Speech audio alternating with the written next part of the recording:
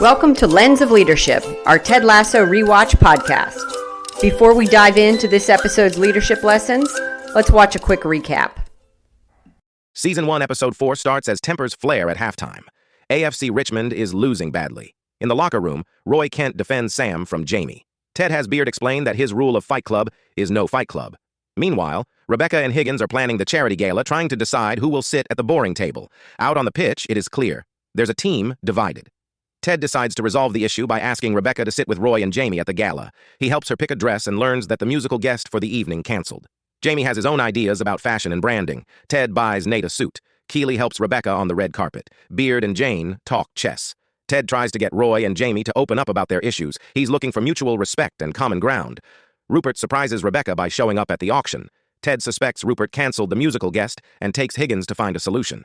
Meanwhile, Rupert auctions off a date with Jamie, which Keeley outbids out of jealousy, and later bids for Roy to make Jamie jealous. Ted finds Rebecca crying. Roy and Jamie chat over a beer. Rebecca thanks Keeley for helping her on the red carpet and makes her think about accountability, so Keeley breaks up with Jamie. Ted saves the gala by bringing the busker, who is really Cam Cole, as the music guest. As everyone says goodnight, Ted tells Rebecca, people see who Rupert really is. Beard blew it with Jane, taking the game over the dame. Rupert leaves with a young woman. Keeley and Rebecca decide to go get drunk, and Episode 4 ends with them bonding over a couple of bottles of champagne on a sulky ride through London. Welcome back, everyone. I'm Nick Caniglio. And I'm Marnie Stockman, and this is Lens of Leadership, a Ted Lasso rewatch podcast. We are the authors of Lead It Like Lasso, a leadership book for life, your life. Or as we like to say, the ultimate cheat code to help you level up in life. For those of you who are joining us for the first time, we believe this ain't your grandmother's rewatch podcast. We take a different approach by deep diving into some leadership principles drawn from the episode. And with today's episode, for the children, we're going to dive into accountability. I guess let's reset the scene a little bit and kind of recap what happened in the show. You good with doing that, Marnie? Yeah, let's do it. Okay, so let's rewind a little bit. At some point during the gala, Rebecca informs Keeley that Jamie's brought a second date to the gala. Yeah, not good. Bad form, Jamie. Bad form. And then Rebecca and Keeley are in the ladies' room, and they're talking about dating footballers, and the subject of accountability comes up. And then Rebecca kind of dwells on her past with Rupert, and she says, everybody makes mistakes, but I was married to a man for 12 years, and he never once took responsibility for any single one of them. And I think that got Keeley thinking, don't you think? Oh, absolutely. And you can tell because of the way she went right back out and handled herself with the auction, right? Exactly, right? So the next step is Keeley, she's going to try to make Jamie jealous, feel a little bit like she was feeling the way at that she moment. felt. Yeah. And she bids on Roy. She gets into that bidding war, which she does not win. But she definitely got her point across to Jamie, because later on in the show, Jamie walks up to her. I don't know if she got her point across because he's a little miffed. He can tell that she's a little perturbed about something, and he just goes up to her and says, I'm sorry, babe. Sorry, babe. And then Keeley turns around and says, do you know what you're even sorry for, Jamie? Yeah. And he says, you ask me that all the time. Not like this is new. Oh, interesting. Okay, this is not the first we've seen of this, apparently. 100%. And Roy immediately walks out. Perfect timing. And he scolds Keeley for bidding on him. And I think, what did he say? Please stop using me as a prop in your game to get back at Jamie. I'm paraphrasing there or something. Yeah. But he makes it, he's honest.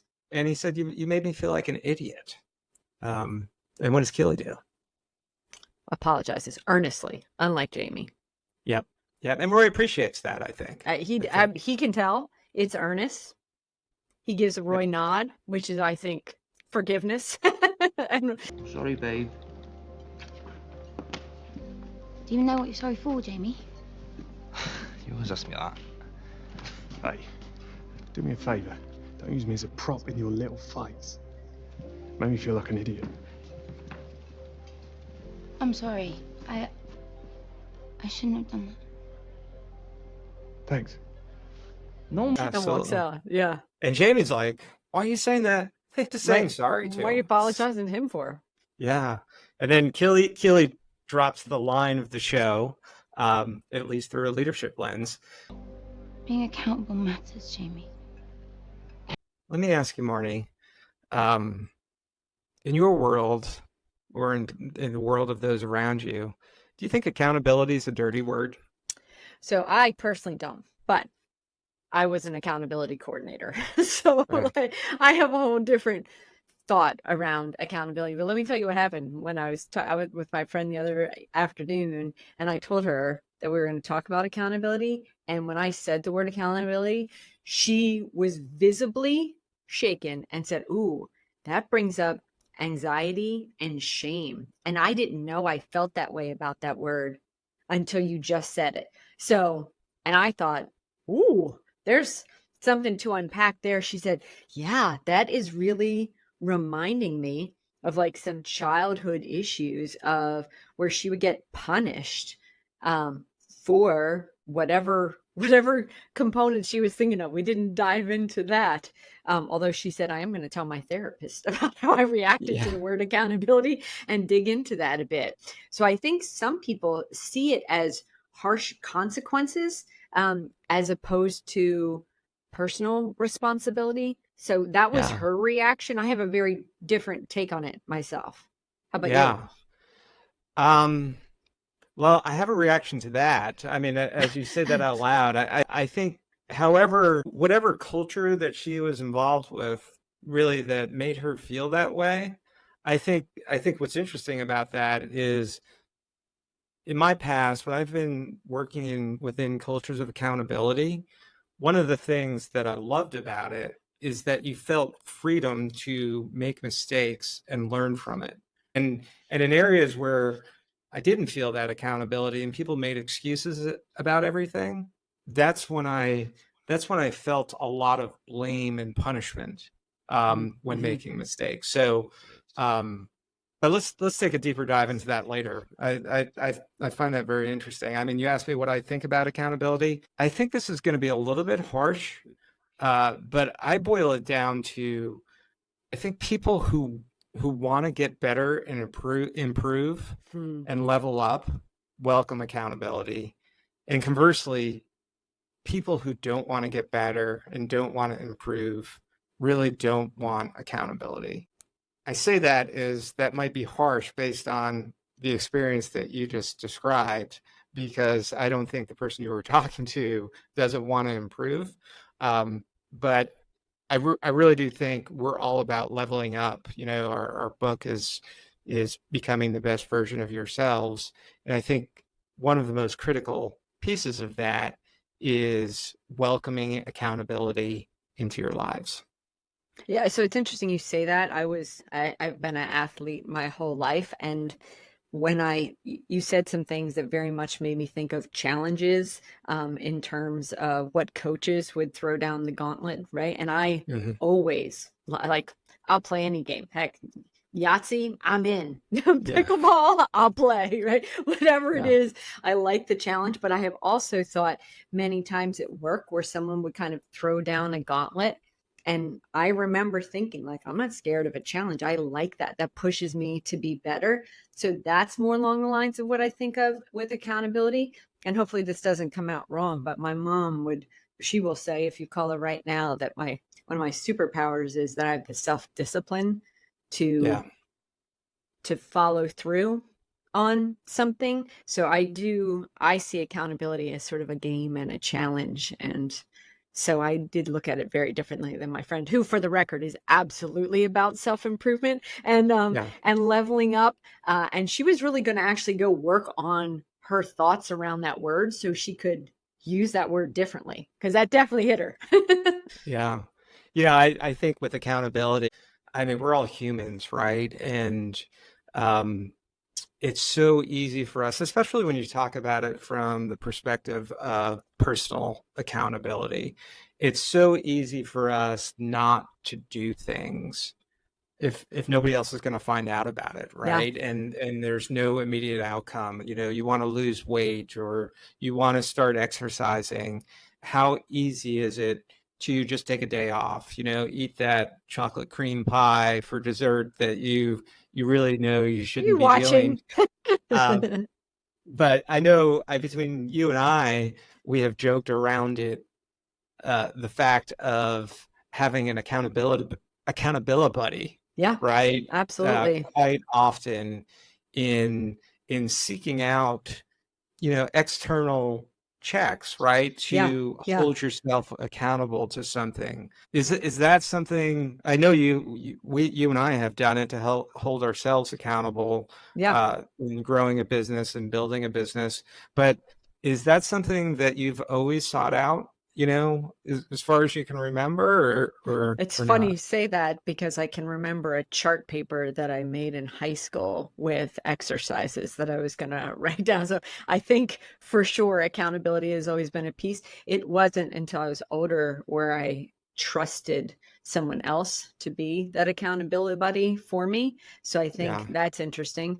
I say the quote all the time, what is inspected is what is expected. So when you make a statement around your goal out loud, you're putting it out there in the world.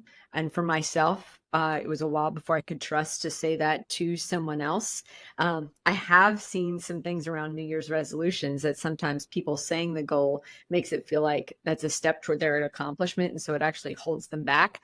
So there are kind of two types of people around setting that goal, the ones that will take the next action versus just saying it. And we say all the time, like a dream without a plan is just, throwing things to the wind, or a goal without a Yeah. plan is just a dream, or whatever the statement is.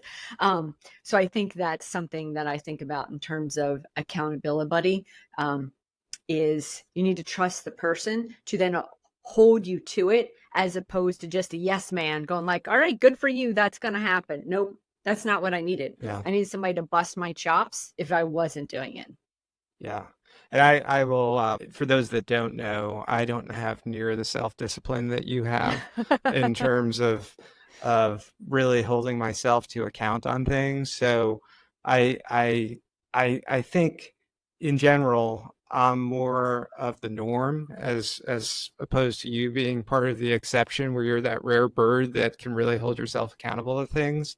Um, and I guess I'm just saying that for those out there that are like me, having somebody you can trust and talk to, whether it's a spouse, a friend, a coworker, to really, like you said, speak out loud what you want to be held accountable to, and have them really hold you to account and talk to you about um, where you stand in terms of progress of doing the things you said you would do. I think that's really a benefit to a lot of people. I do have another question. We often talk about leadership, and that's something that you can learn and you can grow into. And accountability is a big part of leadership. But I'm curious, especially with your background as an educator, clearly you're a parent of two children. I've struggled at times trying to teach the lesson of accountability. I'm curious how you go about teaching accountability.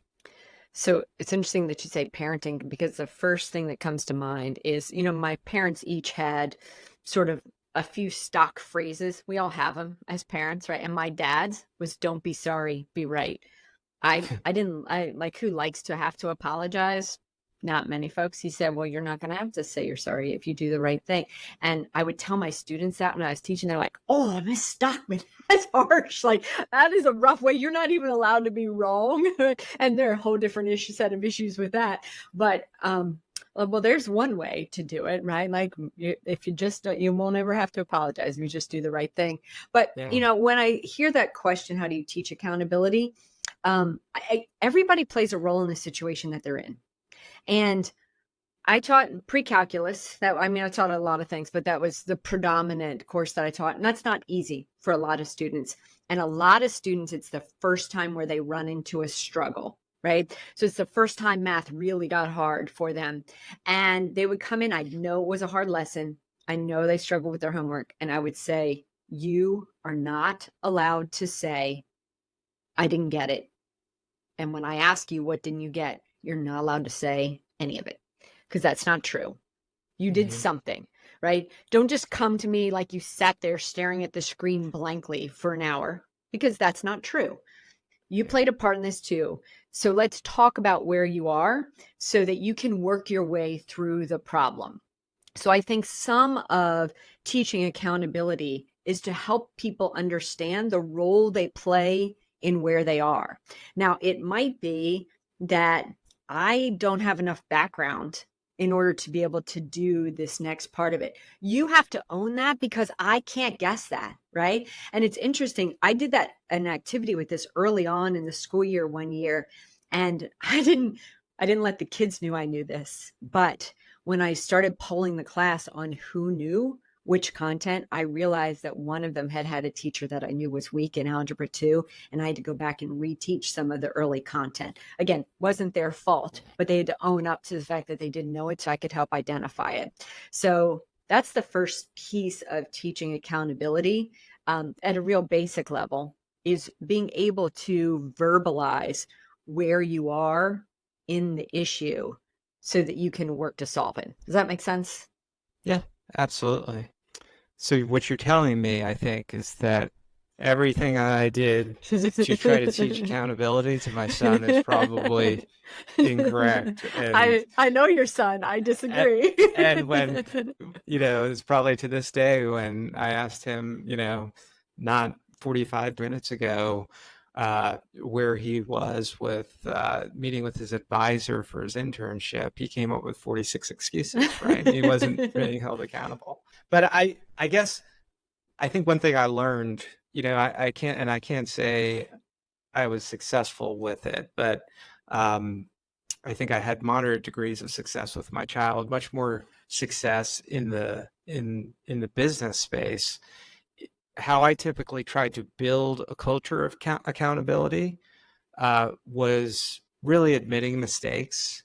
I think that's a powerful lesson, and probably something I didn't do enough as a father, because it's hard. Gosh, sometimes it's hard, right? They idolize you, and they think you're always right, and you really don't want to sometimes admit that you're wrong, because they put you on this pedestal. When you want that, you need them to believe you're right, so that when you say don't run into traffic, they don't run into traffic. So you set yourself up, because like you're looking out for their safety, right? Yeah. But at the same time, you need to show them that you made mistakes. It's not easy. Yeah. I mean, as simple as, hey, Dad, we were supposed to go to the ball fields today at 2:00, right? And you didn't get home from work till 4:30. I mean, that was my bad. That was my mistake. I should own up to it. I know that's a relatively simple example, but happens right? all the time. And what do I need to do about that? I need to learn from it the next time, right? Make a call if I'm going to be late. Again, that's in the world of parenting at home. It's the same concept, but probably completely different scenarios when you're in an office environment. And that's where I was thinking we can go next, because we talk a lot clearly about leadership, and so much of it pertains to an office environment. An office doesn't have to be a traditional office. It could be a team, it could be a school district, or it could be a traditional business office. So Nick, what do you think of in terms of accountability in business? The first word that comes to mind is trust. Well, it's two words, I guess. Trust and credibility. I think owning decisions, admitting to mistakes, and addressing them it really shows that you're reliable and trustworthy. And I think every effective team that I've ever worked on in the business world has had trust. The trust leads to safe spaces, which can lead to innovation, people feeling free to participate. But we often talk about counterexamples. Rupert Mannions, everyone. The opposite of concepts. And when I think of accountability, I think of somebody I worked with who was a peer of mine, and we would meet on a bi-weekly basis, and we'd all be responsible for goals that were jointly established, set, and we'd all be responsible for reporting and tracking on where we are with those goals based on the timelines that we committed to, basically the timelines that we were being held accountable to. And it would seem meeting after meeting after meeting that this individual would always have an excuse for not meeting his goals, right? I mean, these were assigned to him to take care of. And at some point, what ends up happening to me is that you completely lose that trust within the team, and it starts breaking everything down. Looks like we still got ourselves a team divided here. Which is frustrating to work in. I'm sure you've worked in an environment like that. Shoot, you've worked with me. I'm probably one of those people that... You're not one of those people, but I am getting a little flinchy on some memories when you tell that story, as it does sound very familiar to some scenarios I've lived through. So yes. Yeah. And then conversely, when you have accountability in business, specifically a culture of accountability, leaders or the team in general establishes patterns of behavior, and it encourages everyone else to take responsibility for their actions, right? The result of that is higher performance levels, as everyone understands the expectations on delivering commitments, and then suddenly mistakes become opportunities rather than blame and punishment, right? Yeah. It promotes innovation. People feel safe to take calculated risk. But the whole understanding expectations to me is such a big thing. I subscribe, I think you subscribe to Luca Rossi's Substack, where he's all about engineering performance. And he just did this big survey around engineering productivity. And such a big part of that was around expectations and how they may shift, and priorities and stuff like that. The whole notion of building a culture of accountability really helps to normalize what expectations are. I think without accountability, expectations really are useless. Well, and you mentioned a counterexample is always a good example, right, of what not to do. There's this pendulum of I can't make any mistakes, so I hide everything and I don't appear to be accountable, right? I don't really address it. The other side is really also not accountability, when you're just allowed to make mistakes and there's no recourse for that. Yeah. We're not saying you should be punished in a violent, abusive, shameful, blame game sort of way, but it just can't pass of like, nope, didn't, to your point on the story, right? Didn't get done last week. It also didn't get done this week. That's not okay either. Like that is not being a good leader, by letting mistakes happen without any recourse. So I think what we're saying is mistakes are critical. Roy, let me ask you something. What were you like when you were 23? Playing in this league, making all that money? Lil Bates prima donna. In understanding and in the accountability process, right? Yeah. But mistakes need to be converted to opportunities. What you do with that. Yes, absolutely. So it's interesting. I mentioned I was the accountability coordinator for my school system, and that in a school system is all about the data to show student improvement, right? And in a business, in terms of that, is the KPIs that you're working toward, et cetera, right?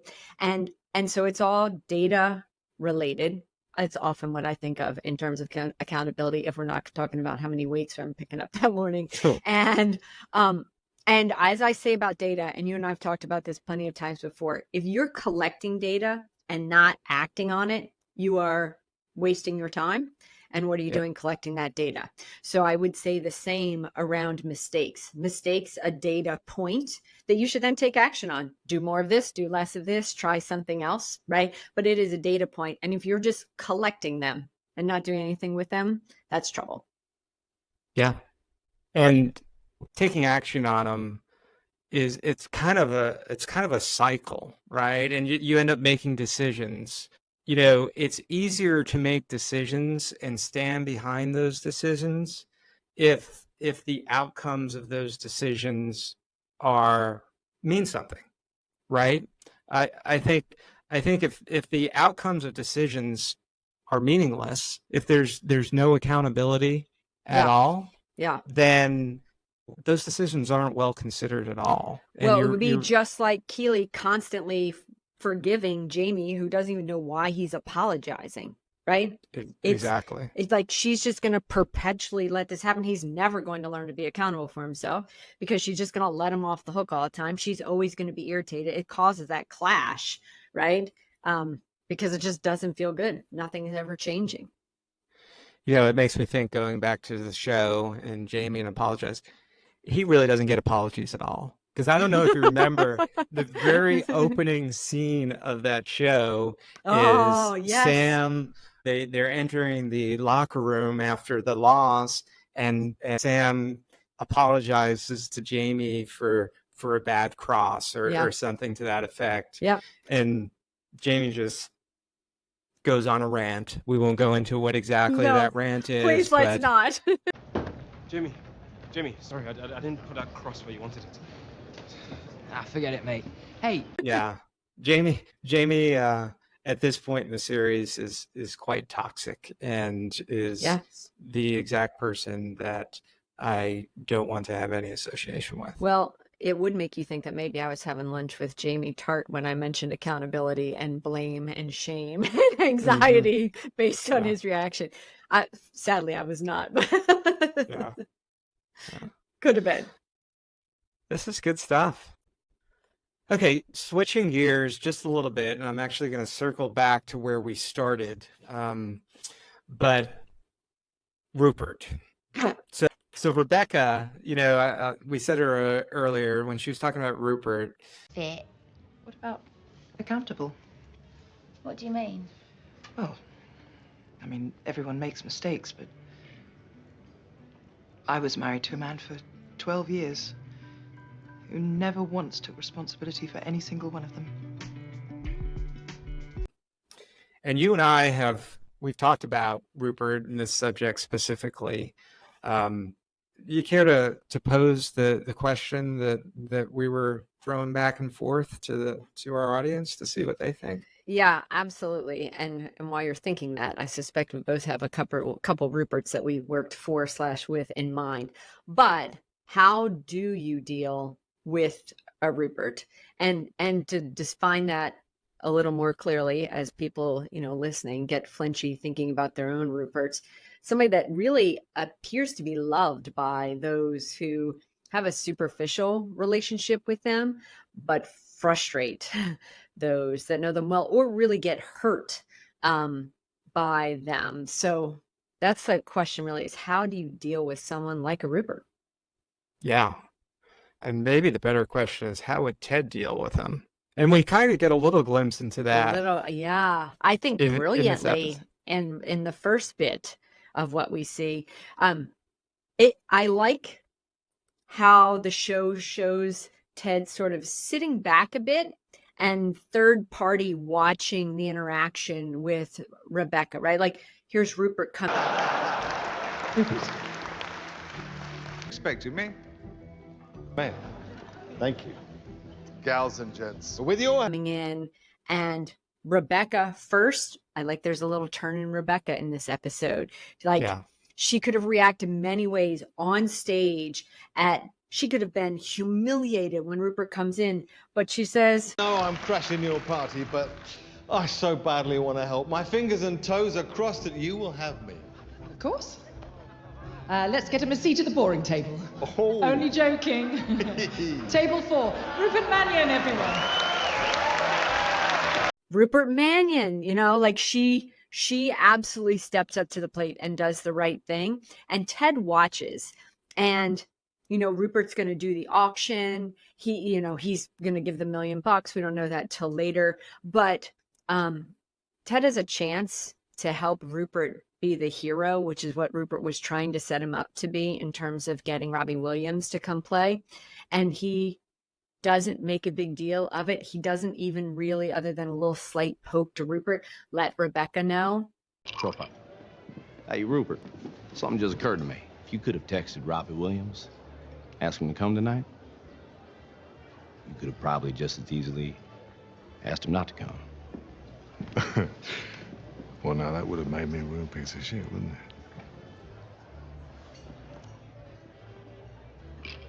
Yeah. But Ted, in his own way, undermines Rupert's attempt to set himself up as a hero. I thought it was brilliant.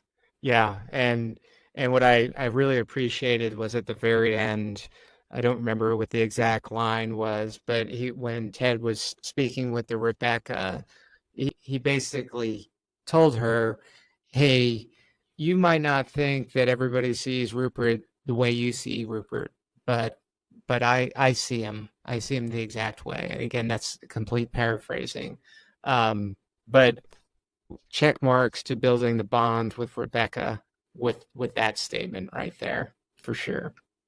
But going back to your question that you posed, and I think we're going to probably leave this one open-ended to our audience, and we'd love to hear some feedback in terms to, if you're in a business environment with somebody like Rupert, who, again, is loved by everybody, that he has a superficial, really not deep relationship with, but is really a source of frustration with those that work or interact closely with them. How do you deal with that? Because to me, that has always been one of the biggest challenges in the work environment. And I think I will say I've tried to deal with it a number of times, and a lot of times it's been through, conversation and direct conversation about how I feel, trying to get that person to see that. But I can say I've done it with a lot of success. So I'm hopeful that we're open our for audience tips. Can help. Yeah, can help enlighten us on how to deal with that situation. So, side note, yeah, I think some of the symptoms of that is the split locker room, like we see in this show. Yeah. Right? It's kind of like the cool kid that somebody appears to have power, and you decide that you want to be aligned to that. And so those that do, kind of like Jamie Tart, right? Colin and Isaac are going to bully Nate because Jamie wants that behavior. And that starts to divide the locker room. It's like the makings of a bully. If you were curious of how to become a bully, here's a lesson. Rupert is already at the top, and Jamie is showing you the ingredients that make that.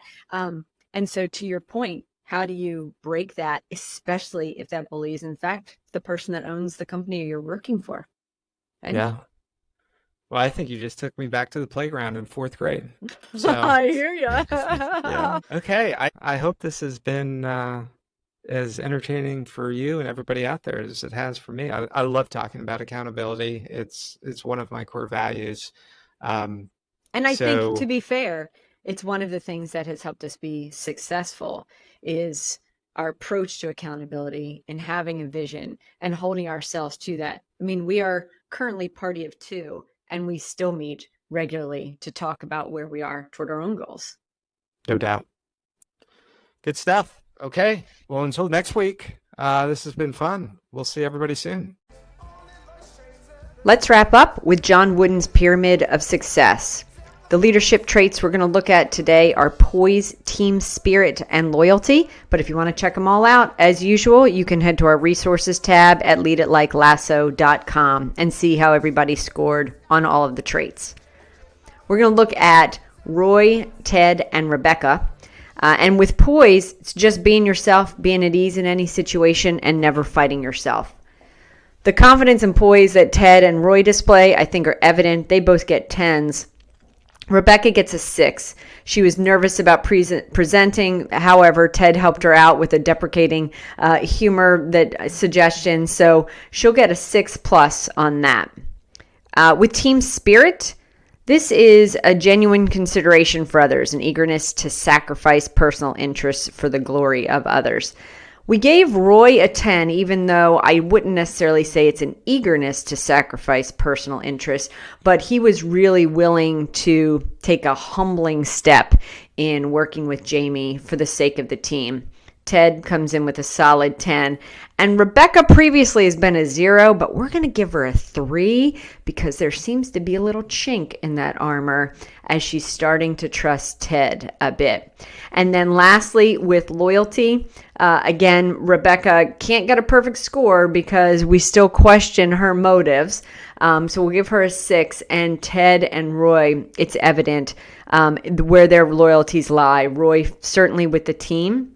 And Ted shows when he decides not to let Rupert save the day and get Robbie Williams to come be the musical guest, that he's really loyal to Rebecca and AFC Richmond.